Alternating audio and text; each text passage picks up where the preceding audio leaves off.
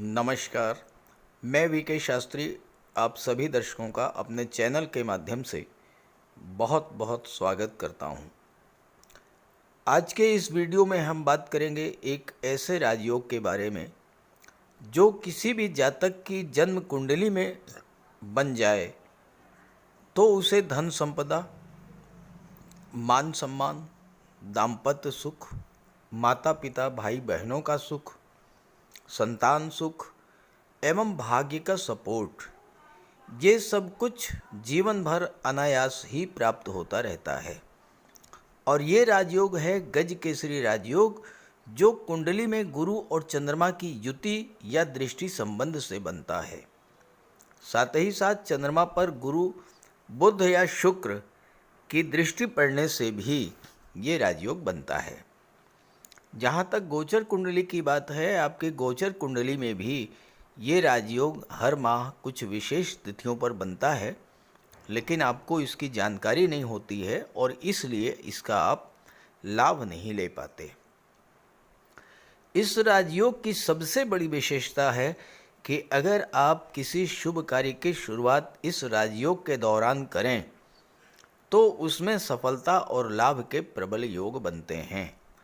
जैसे आपको कोई प्रॉपर्टी खरीदनी हो, वाहन खरीदना हो, शेयर में, गोल्ड में, एफडी में निवेश करना हो, मकान खरीदना हो या मकान बनवाना हो, किसी जॉब के लिए अप्लाई करना हो, किसी सरकारी योजना से लाभ के लिए आवेदन करना हो, किसी गवर्नमेंट प्रोजेक्ट से जुड़ना हो, कोई गवर्नमेंट कॉन्ट्रैक्ट लेना हो, शादी ब्याह के रिश्ते तय करने हो, विदेश जाना हो, नए व्यापार व्यवसाय की शुरुआत करनी हो, यात्रा देशाटन पर जाना हो, कोई धार्मिक या मांगलिक आयोजन करना हो या इस तरह का कोई भी अन्य शुभ कार्य, अगर इस राजयोग के दौरान आप उस कार्य की शुरुआत करते हैं तो उसमें सफलता और लाभ के प्रबल योग बनते हैं। इसी उद्देश्य से ये वीडियो अपलोड कर रहा हूँ ताकि आपको शुभ समय और शुभ मुहूर्त की जानकारी हो सके और आप शुभ समय पर अपने कार्यों की शुरुआत करें और उससे पूरा लाभ प्राप्त करें। ये विश्लेषण आपकी चंद्र राशि के आधार पर किया जा रहा है और वीडियो के अंत में मैं आपको देवगुरु बृहस्पति के उपाय भी बताऊंगा। तो ये है मीन राशि के जातकों की कुंडली। देवगुरु का गोचर कुंडली के धन भाव में है और शुक्र का गोचर कुंडली के छठे भाव में है। जुलाई के महीने में मीन राशि के जातकों की कुंडली में गज केसरी राजयोग गुरु के द्वारा भी बनेगा और शुक्र के द्वारा भी बनेगा। अब आप डेट और टाइम नोट कीजिए। जो पहली डेट है वो है 2 जुलाई। 2 जुलाई को बाद दोपहर 1:18 से 1:18 PM से 4 जुलाई 1:44 PM तक ये गज केसरी राजयोग आपकी कुंडली में बनेगा। चंद्रमा का गोचर धनु राशि में होगा। देवगुरु की दृष्टि कुंडली के दशम भाव पर, धनु राशि पर चंद्रमा पर पड़ेगी और आपकी कुंडली के दशम भाव में, कैरियर के भाव में, प्रोफेशन के भाव में गज केसरी राजयोग बनेगा। इस समय कार्यस्थल पर चल रही किसी भी समस्या से निपटने का सबसे अच्छा समय है। 2 जुलाई से 4 जुलाई के बीच में अगर आपके कार्यस्थल पर, आपके व्यापार व्यवसाय में किसी तरह की समस्या है, आप उसको दूर करने का प्रयास करेंगे तो वो समस्या आपकी हल हो जाएगी। दशम भाव आपके कैरियर का होता है। आप कोई नया कार्य व्यवसाय शुरू करना चाहते हैं तो उसके लिए भी ये समय अच्छा है। नई नौकरी के तलाश के लिए या नौकरी में परिवर्तन के लिए भी 2 जुलाई से 4 जुलाई के बीच में समय बेहतर है। अगर आप नौकरी में आपका प्रमोशन ड्यू था या आप ट्रांसफ़र चाहते थे तो उसके लिए भी अगर आप 2 जुलाई से 4 जुलाई के बीच में प्रयास करेंगे तो वहाँ भी आपको सफलता मिलेगी। अगली डेट है 6 जुलाई। 6 जुलाई को बाद दोपहर 1:38 से लेकर के और 8 जुलाई को 2:58 PM तक ये राजयोग आपकी कुंडली में बनेगा और ये राजयोग शुक्र के द्वारा बनेगा। चंद्रमा का गोचर कुंभ राशि में, चंद्रमा विदेश भाव में गोचर करेंगे। हालांकि 12वें भाव 6ठे भाव में गज केसरी राजयोग उतना प्रभावी नहीं होता है, लेकिन शुक्र की दृष्टि चंद्रमा पर पड़ने से उसका प्रभाव तो पड़ेगा। और शुक्र तो 12वें भाव में अति विशिष्ट कारक होते हैं, तो ये समय आपके विदेश जाने की इच्छा को पूरा करने के लिए अत्यंत शुभ है। आप विदेश जाना चाहते थे, पासपोर्ट के लिए, वीज़ा के लिए अप्लाई करना चाहते थे, तो उसके लिए आपके लिए समय शुभ है। शुक्र 6ठे भाव में है। आप कोई लोन लेना चाहते थे व्यापार व्यवसाय को बढ़ाने के लिए, उच्च शिक्षा के लिए या विदेश जाने के लिए, तो आपको आसानी से लोन भी मिल जाएगा अगर आप 6 से 8 जुलाई के बीच में अप्लाई करते हैं।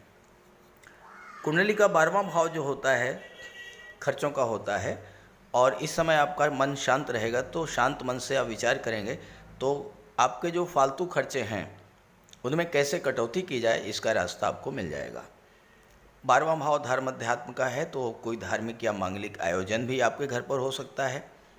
12वां भाव अस्पताल को शो करता है, तो मेडिकल से रिलेटेड किसी भी फील्ड में आप विदेश जा सकते हैं, या फिर मेडिकल से रिलेटेड कोई भी कार्य आप शुरू करना चाहते थे तो कर सकते हैं। जैसे कि आप कोई क्लिनिक खोलना चाहते थे, कोई नर्सिंग होम खोलना चाहते थे, कोई पैथोलॉजी लैब या मेडिकल स्टोर खोलना चाहते, तो इस तरह के कार्यों के लिए भी ये समय जो है अत्यंत शुभ रहेगा।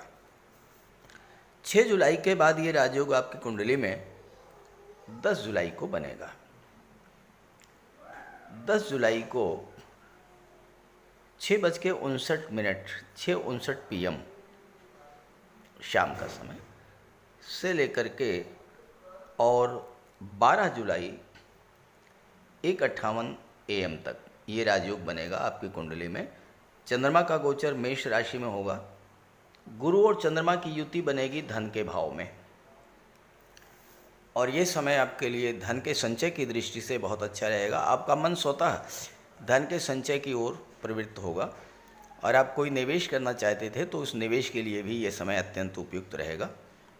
परिवार में किसी तरह की कलह की स्थिति थी, तो परिवार में कलह की स्थिति को संभालने के लिए ये समय बेहतर रहेगा, क्योंकि गुरु और चंद्रमा के प्रभाव से आपकी वाणी में इतना ज्ञान होगा, और साथ ही साथ आपकी वाणी इतनी मधुर और शांत होगी कि आप पारिवारिक समस्याओं को बड़े आसानी से सुलझा ले जाएंगे।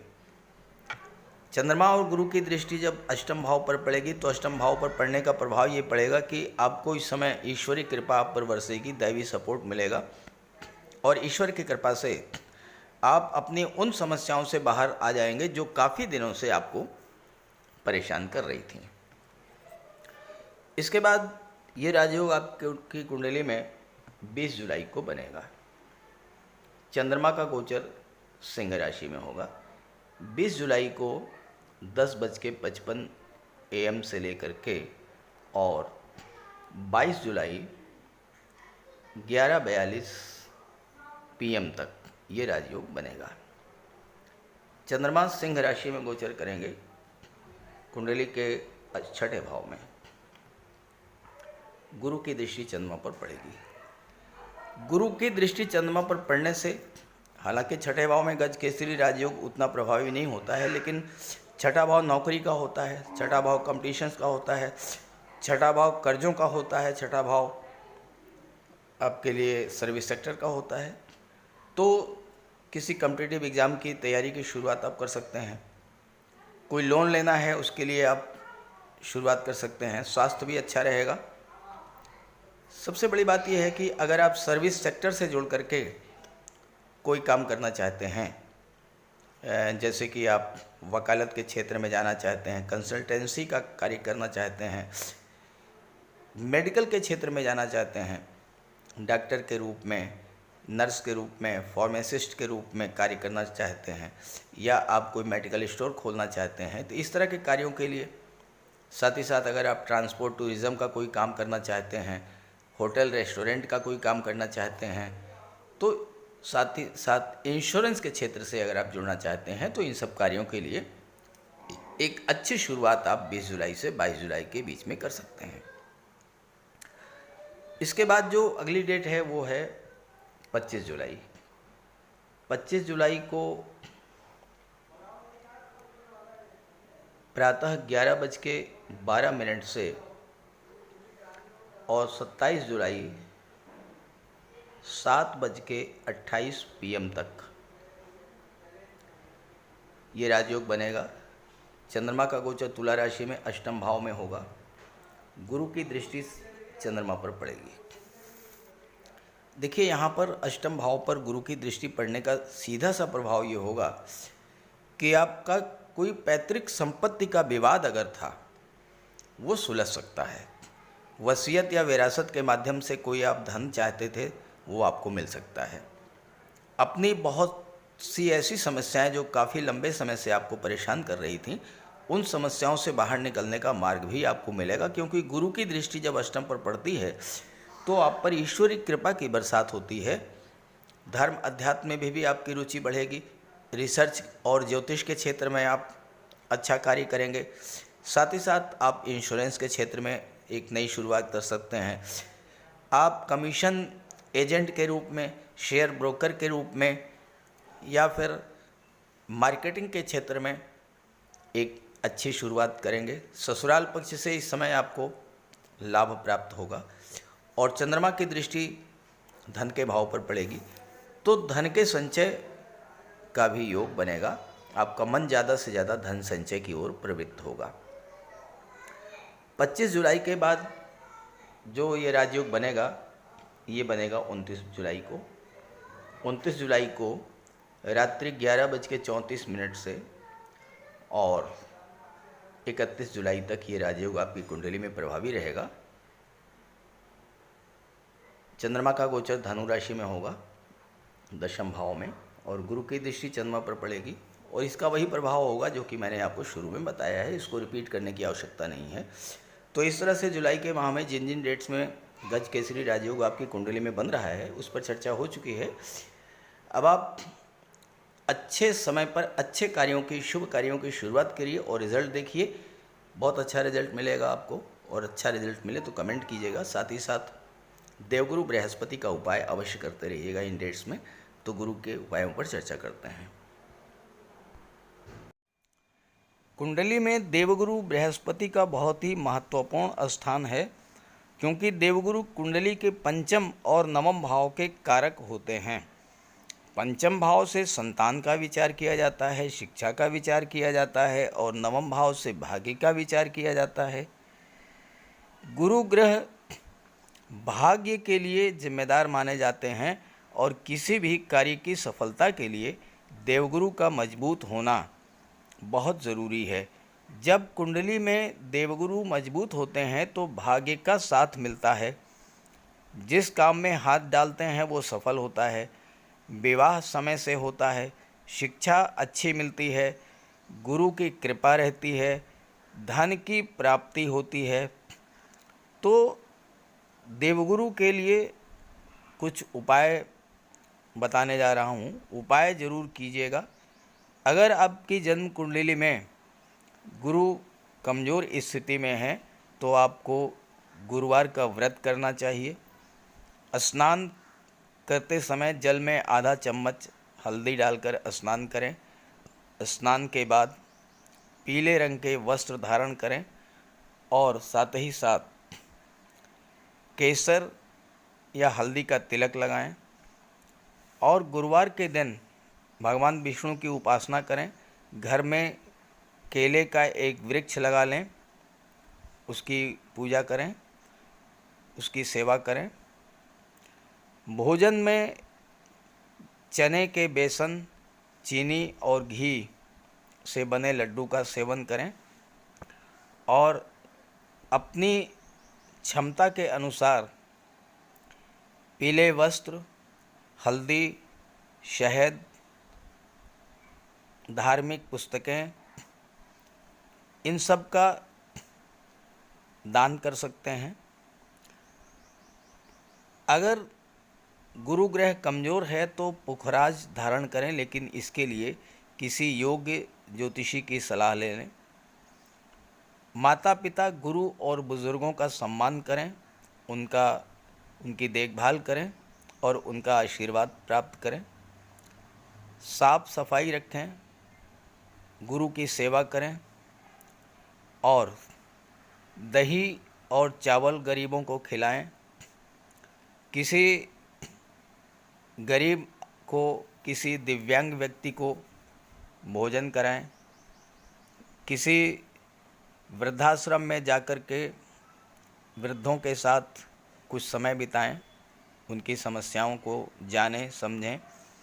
कोई ज़रूरी नहीं है कि आप धन से ही सहायता करें, तन और मन से भी आप मदद कर सकते हैं दूसरों की, और ऐसा करने से देवगुरु अत्यंत प्रसन्न होते हैं। और जब देवगुरु बलवान होंगे तो आपको पूरा लाभ मिलेंगे। तो ये उपाय करके देखिएगा, लाभ होगा। कमेंट करके बताइएगा ताकि आपके साथियों को भी इसका लाभ मिल सके। नमस्कार।